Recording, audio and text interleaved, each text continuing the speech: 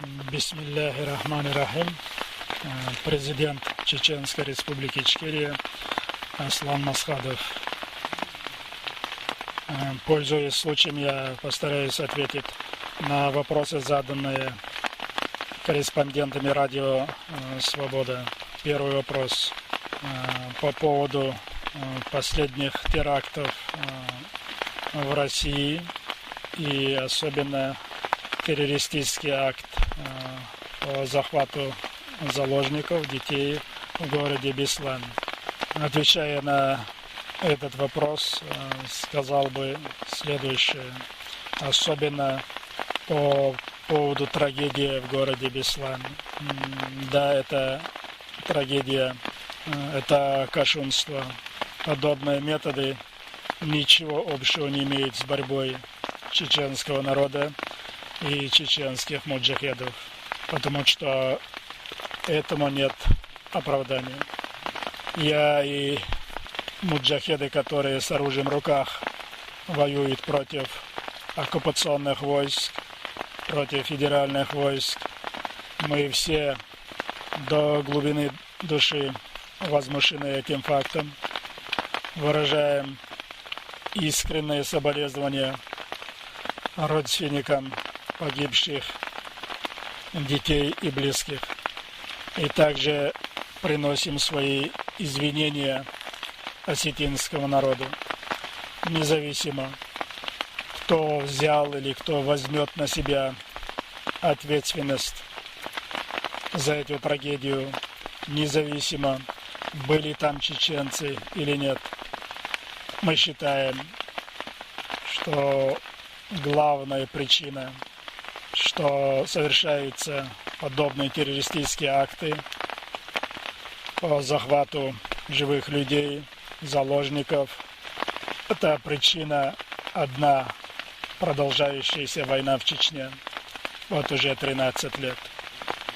Не снимая ответственности с тех людей, которые взяли в заложники детей в школе Беслан, не в свое оправдывание, я бы хотел сказать правду, которую и сегодня, по-моему, все боятся сказать в глаза. Где причины, где корни подобных трагедий? Я постараюсь их перечислить. Первая и, по-моему, главная причина – это продолжающаяся человеконенавистническая, варварская политика России на Кавказе по отношению ко всем кавказским народам. Вторая причина – это смена власти в России и приход к власти президента Российской Федерации на крови собственного народа и на крови чеченского народа. Третья причина – это продолжающаяся война в Чечне. Война, которая не имеет аналога по своей жестокости, то есть геноцид над этим народом.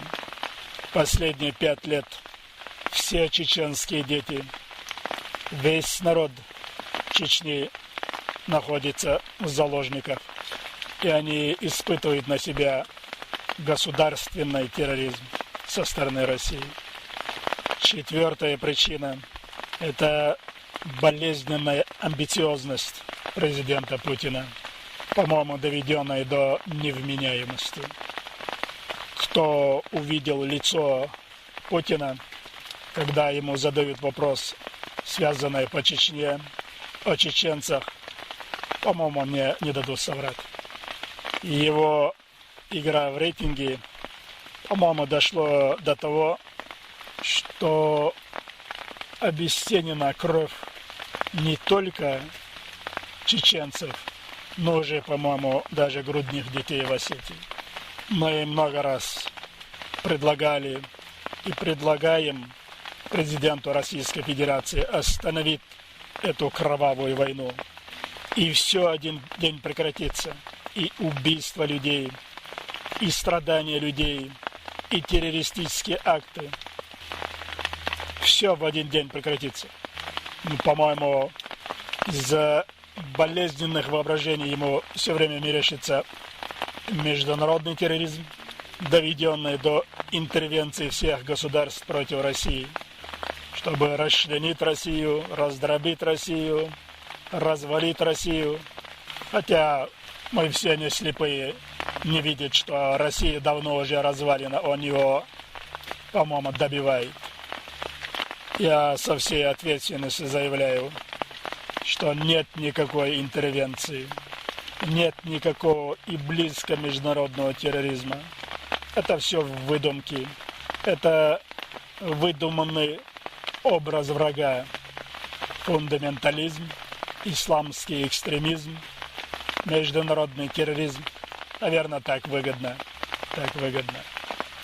Один международный эксперт, по-моему, в Германии, сказал, что исламисты в Чечне хотят объединить Дагестан, Чечню, Осетию, Ингушетию и построить халифат. Неправда это выдумки, это ложь. Я повторяю, остановив эту войну, нет никаких проблем остановить терроризм, остановить убийство людей, остановить шахидов-смертников и ту радикально настроенную часть движения сопротивления Чечни. Джохар Дудаев говорил перед первой войной: дайте мне 30 минут времени поговорить с Ельциным, и войны не будет. Мы договоримся. Он сумеет убедить Ельцина. Ему этого не дали. Началась война. И первого президента Чечни Джохара Дудаева убили. После первой войны мне хватило 30 минут времени убедить президента Российской Федерации Ельцина и подписать с ним исторический договор. Договор о мире и о принципах взаимоотношений между Россией и Чечней. После второй встречи во время второй встречи в августе 1997 года мне хватило 30-40 минут времени практически убедить президента Российской Федерации подписать документ о взаимном признании, полномасштабный договор. Но нам этого не дали. В начале этой войны в Назране, в кабинете бывшего президента Ингушетии Руслана Авышу, мы предложили бывшему премьеру России Путину встретиться. И я уверен, мне хватило бы 30 минут времени убедить этого человека не начинать эту войну, что это бесполезно, что это позором обернется против России. И я смог бы убедить Путина, что те, которые пошли на Дагестан, они не в восторге от этого. Никто их не оправдывает. Даже те, которые сегодня с оружием в руках воюют против России. Но Путину нужна была война. Эту войну он получил. И теперь мы повторяем. Нам достаточно 30 минут времени, чтобы встретиться двум президентам и остановить это кровопролитие. Остановить эту войну. Договориться. Остановить терроризм, кровь и страдания людей. Но говорит об этом бесполезно. Мои аргументы, то есть мои амбиции заключаются только в одном: гарантии безопасности чеченского народа. И больше ничего. В остальном во всем я готов уступить в пользу России. Но от первого я никогда в жизни не отступлю. Я еще раз повторяю, нет никакого международного терроризма, нет никакого влияния, нет никакой интервенции. Это все выдумки, это ложь, это обман. В движении сопротивления есть радикально настроенная часть людей, которые считают, что с Россией воевать обыкновенными, то есть цивилизованными методами бесполезно. Потому что это единственная армия, единственное государство, которое не считает трупы своих солдат и офицеров, которые десятками вывозят каждый день с территории Чечни. И они считают, и именно эта часть, радикально настроенная часть движения сопротивления, что взрывами в метро, электричек, самолетов, захватами школ, только таким образом можно заставить Путина остановить эту бойню, эту войну, это кровопролитие и геноцид над народом. захватывая театры, школы. Главный аргумент этих людей, что Путин и его генералы, его спецслужбы не отдадут приказ стрелять малолетних детей или травить собственных граждан боевыми отравляющими веществами зарин и заман. Но, по-моему, это ихнее заблуждение. Они заблуждаются, потому что не знают истинное лицо своего противника и того государства, которое они воюют. И здесь, в Беслане, я еще раз повторяю, не в оправдывании этих людей. И они, наверное, не думали, что будет шторм. И они, наверное, не могли себе представить, что отдадут приказ стрелять этих детей. И я уверен, что эти террористы не стреляли в спину этих детей. Один ребенок с этой школы признался. С внешней стороны было 2 взрыва, обвалилась стена, затем крыша. И террористы в них не стреляли, они переодевались, и ушли, переоделись и ушли оттуда. Я считаю, главная вина этих террористов и тех, которые захватывают живых людей в заложники, только в одном, что они, рискуя жизнями этих детей, этих людей, хотят заставить пойти на определенные уступки руководства России. И уверены, что они смогут это сделать. Я еще раз повторяю, они не знают звериный облик своего врага и руководителя России. Я хорошо знаю, лично знаком с президентом Северной Осетии Засоховым. Уважаемый человек, честный человек, трезвомыслящий политик. Он бы никогда не отдал начать штурм школы. Ни при каких обстоятельствах. И я уверен, что он не отдавал такой приказ. И не был согласен с теми, которые начали этот штурм. 3 числа, в день штурма, утром мой представитель Великобритании Закаев разговаривал по телефону с Засоховым. И мы были уверены, что начнутся переговоры, что мы сможем выступить посредниками, хорошо зная Россию, российских руководителей, методы спецслужб России. Мы и готовы были, и в том числе и я, рискуя нашими жизнями, выступить посредниками, спасти этих детей. И были уверен, что мы сумеем это сделать, даже в ущерб требованиям этих террористов, тех людей, которые взяли в заложники. Но, по-моему, когда в самолете отравили Анну Политковскую и арестовали Бабицкого, уже было понятно, что будет штурм, что будет силовое решение. Поэтому, по-моему, главное слово за президентом Северной Осетии Засоховым. Он должен сказать правду. Он должен открыть глаза своему народу, родственникам погибших. Кто отдавал приказ начать шторм? Кто виновен в гибели сотен детей? По-моему, на это у него хватит смелости и разума. Также я призываю своих братьев осетин, не поддаваться провокации, не верить в ложь и обман российских спецслужб, российских политиков. Нам нечего делить.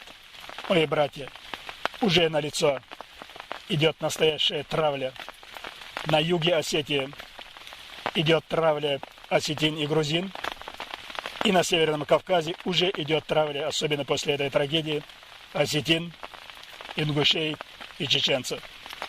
Я думаю, что и народ Осетии, и народ Чечни, и народ Ингушетии, и народ Грузии, мы не дадим себя обмануть и увидим своего главного врага в лице России. Следующий вопрос. Вопрос, касающийся Запада и международных институтов Запада в подобных случаях.